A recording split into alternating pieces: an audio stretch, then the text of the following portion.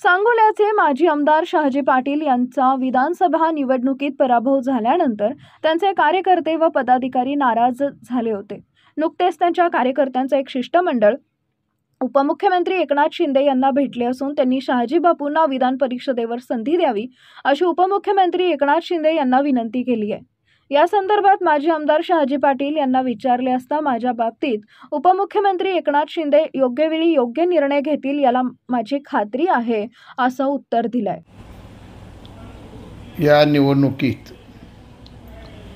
सांगोला विधानसभा मतदारसंघात निश्चितपणाने शिवसेनेला विजयी करणं हे मतदारांचं कर्तव्य होतं। याला कारण गेल्या 2.5 वर्षात आदरणीय एकनाथजी शिंदेसाहेब मुख्यमंत्री पदावर आल्यानंतर संपूर्ण महाराष्ट्रातच विक्रमी असा निधी सांगोला तालुक्यासाठी दिलेला होता।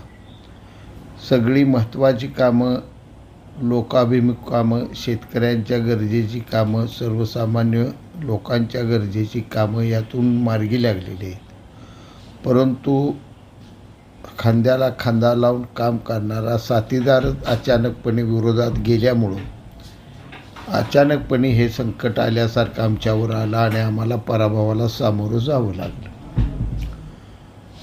अनेक माझ्या कार्यकर्त्यांनी, शिवसैनिकांनी या अडचणीतून बाहेर पडण्यासाठी विधान परिषद शिंदेसाहेबांकडे माझ्यासाठी मागितली।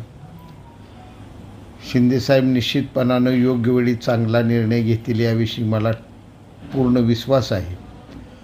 महत्त्वाचा प्रश्न आहे, ज्या तडफेनं शिंदेसाहेबांनी 2.5 वर्षात काम करून महाराष्ट्राच्या संपूर्ण राजकारणातच एक नवीन वलय स्वतःचं निर्माण केलं, ते वलय टिकलं पाहिजे आणि पुन्हा महाराष्ट्र हा विकासाकडे धाव घेताना दिसला पाहिजे। त्यासाठी आम्ही खंबीरपणाने शिंदेसाहेबांच्या पाठीशी आमची सर्व छोटी मोठी राजकीय ताकद उभा केलेली आहे। दिवसेंदिवस ती ताकद आम्ही वाढवण्याचा प्रयत्न करतो।